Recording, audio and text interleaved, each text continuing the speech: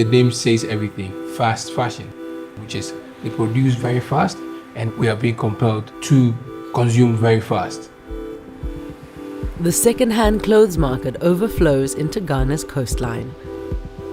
This is one of many environmental costs of the fashion industry.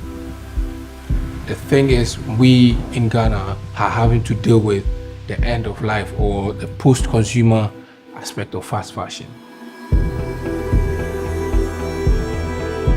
A new generation of designers and creatives is working to address this trend. We're not scrimping on design. The pieces can be cool and be effective, but they have passion behind them. They have sense. They have longevity. This is sustainable fashion. This is Inside Africa.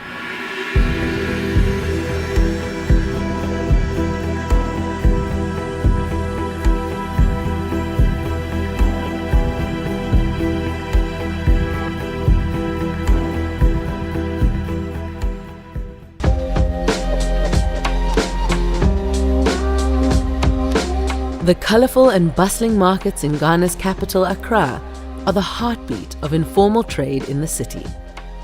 Around 15 million used clothes arrive in the country every week from Western countries and China, mostly to Kantamanto Market. Kantamanto is a second-hand market in the heart of Ghana, and it's an ecosystem on its own where people thrive, people find ways and means to create something out of nothing. And it's the most inspiring place I have ever been. But around 40% of the clothing end up on nearby beaches or as landfill. A lot of them get here in very, very, very bad condition. So then we in Ghana don't want it. We don't buy them because nobody in Ghana would want to buy clothing that is in really bad condition. So what happens is it's being disposed, it's being thrown away. And in Ghana, we don't have the right resources to deal with waste. So the first instance is just throw it in the landfill or the dump site, or sneak it and throw it by the ocean. And that has had a massive impact on our environment. Our beaches are dirty, our landfills or our dump sites are polluted with massive volumes of textile waste. And this is a huge contribution of fast fashion. Creative social entrepreneur Yaira Agbofa works with local tailors and second-hand sellers to create new pieces from this fashion waste. So for us at the Revival, we are trying to redefine what waste is here. Everything can be used, whether sellable, unsellable, torn, broken, stained, it's usable, it can be upcycled. We can continue the life of it. So in general, we're trying to create opportunities with waste and trying to redefine the fashion industry to be much more sustainable, environmentally conscious, at the same time creating opportunities for people. The Revival Studio hosts pop-ups and workshops as part of their ambition to take upcycling into the mainstream. We see the importance of involving people in our process. So we just don't gatekeep and say, oh, we do it and then we give you product. No, come, let's create a product together. So we do these periodic workshops in Ghana where we invite people from the general public to bring their waste. Whatever you don't want anymore, bring it, and together with those who brought it, we upcycle it. We collaborate with designers, fashion students, people in Kantamanto who are in that space to aid in the process of upcycling. Some will be doing the machine work for you. Some will be also giving you ideas on what we can do with it. So it's a space where people come and be creative and create. With a local community brimming with tailors, seamstresses and artists, the Revival is not short of skills it can draw on. We're working on opening an upcycling studio and lab in Kantamanto, which is going to strengthen our bond with this community of amazing creatives and design, both young and old. For us, collaboration is a key factor. It's one of the main backbones of our organization. We've been privileged to have quite a few international collaborations. Since 2022, we work with the V&A Museum, Victoria and Albert Museum, which is in the United Kingdom, where we produce their merchandise for them with the textile waste that we intercept or we collect here. This gives us an opportunity to educate and to let people know what is really happening, what can be done about the problem from a global, community and local perspective wherever we find ourselves. One collaborator closer to home is visual artist Sakiti Tessa Mate Kojo. In 2020, he produced a project at Kantamanto Market entitled Things Are Not Meant to Be Thrown Away. So in traditional Ghanaian homes, clothes are not thrown away. Clothes are also made with allowances so that when our bodies change, they can be altered so that we can give them to the younger generation. So daughters wear their mother's old clothes, sons wear their father's old clothes. And this is something that the Kantamanto traders do. So the project was meant to spotlight this tradition as well as the efforts of the Kantamanto designers. For today's photo shoot, he's using some of the revival's upcycled clothing. In previous years, there was actually a stigma around secondhand clothing. So people who wear secondhand clothing are considered to be poor. But these days it's hip to wear secondhand clothing, to wear upcycled clothing because you are helping the environment and then you also wear unique clothes. So I feel like over time our perceptions have changed with regards to upcycling and sustainability. The revival is helping to drive that trend, counting Ghanaian musician and rapper Manifest among their followers. Ever since my styling journey or being a style consultant, I have always used secondhand. I've always used upcycled clothing.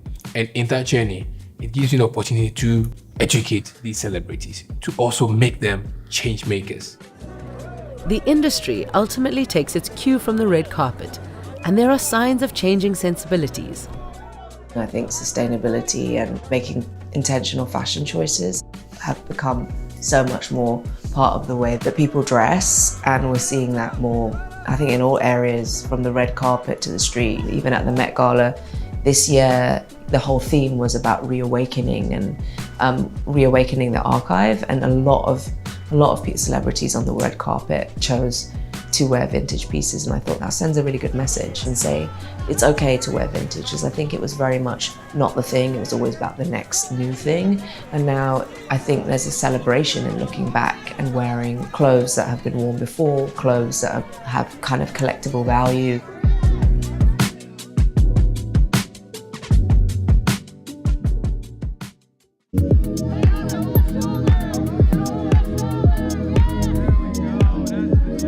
The annual Met Gala in New York is affectionately called Fashion's Biggest Night.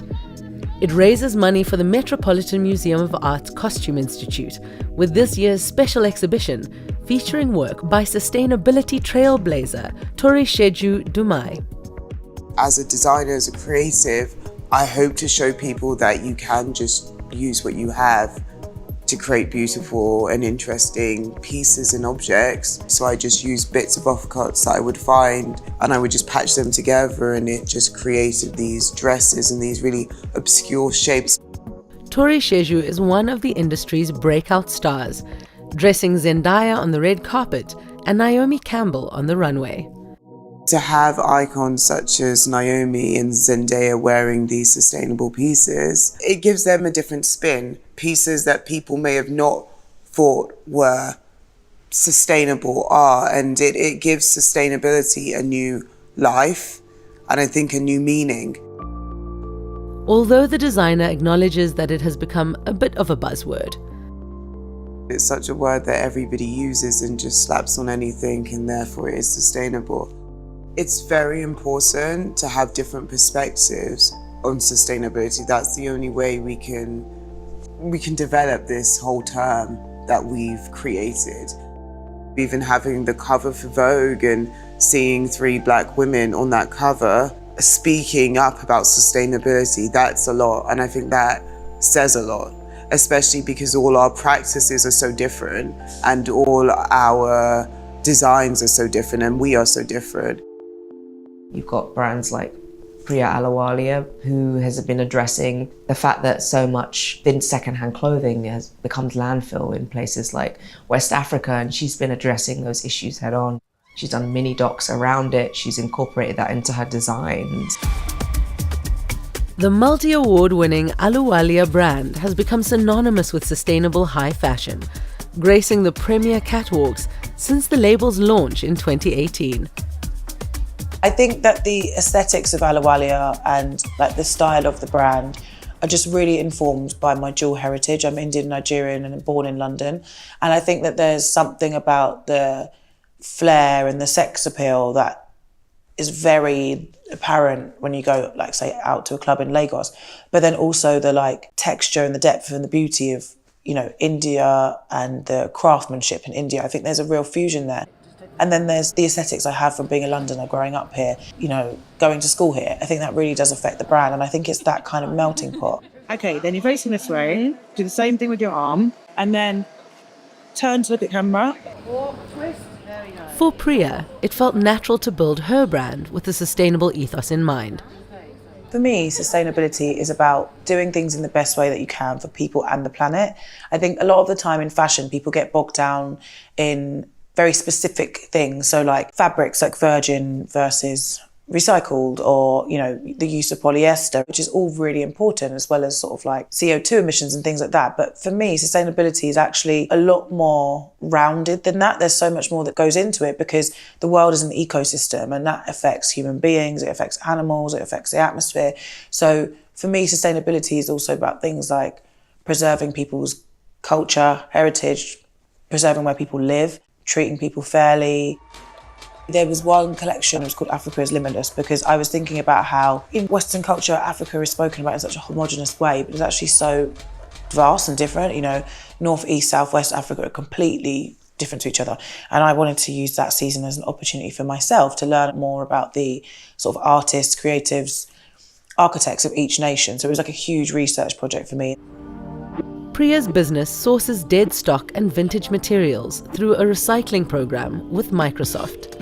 I wanted to create a platform that allows us to crowdsource people's unwanted clothing, because 80% of the clothing we give to charity in the UK ends up in landfill in the global south. So how can people get rid of their clothes if they're not selling them? How can they get rid of them without having this horrible sort of like worry that they might get dumped somewhere else? And we were like, okay, well, we want to use them. So Circulate is a platform that uses AI to allow us to crowdsource. So if someone has a top that they no longer want, they can go on Circulate, take a photo of it. The technology will organize it and like accept it or reject it through a number of criteria. That person that's submitted to Circulate then gets discount points off product on our website.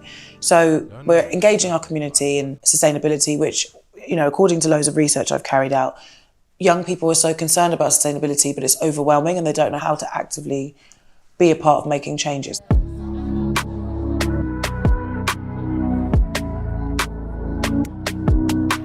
I like to look at everything in a whole. I like to look at the way my whole brand is run and the way I design, the way even I think, and even the way I spend my time. I get a lot of dead stock from big fashion houses. And then a lot of the time, if I want to source other bits and pieces, I go to Dalston Mills and I just search around the back of the stores and see what they have. I love a heavyweight fabric such as a cotton drill. I love cottons. I love natural fabrics a lot. I like to feel it. I like to feel what it feels like against my skin, and I like to just imagine what it's going to be as a garment. As the fashion industry is one of the biggest contributors to global carbon emissions, some believe it's the large, fast fashion companies that need to change the most. Ultimately, it should be something that we think about on a legislation level. You know, I think the government should be thinking about waste and how we handle textile waste. If you really want to make impact, you have to do it at that level. But I think that the industry as a whole in the last 20 years has woken up to the fact that it's a responsibility that they carry, and incorporating sustainable practices, thinking about waste. I think that's been a big issue, and thinking about fast fashion and where that sits in the ecosystem of fashion is really important. I do think that brands are waking up to it, but I think it could be something that could be addressed at a higher level. For Torisheju, the fact that a luxury fashion retailer like Dover Street Market has been stocking her clothing from the start is an encouraging sign that the tide is slowly turning. I think it's almost like a trickle down and up effect for other retailers to see that such a prestigious store as DSM is focusing on smaller brands and focusing on sustainable brands and really helping them grow. I hope that a lot more people are going to start using what they have, and not only will it make it sustainable, but I think it will make garments and art a lot more interesting. The rise of sustainable fashion consultants on the continent is also helping to grow the industry. We like to describe ourselves as brand builders. So we help brands become more sustainable from idea to product, and then helping them figure out how they can be more circular with the entire process.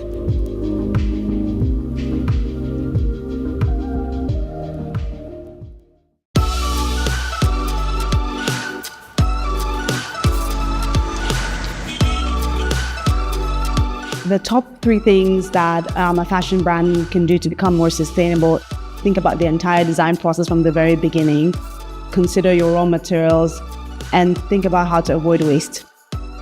Nigerian brand consultant Zara Odu has 15 years of experience working in the creative sector and now helps develop workshops and online tools for African designers to scale sustainably.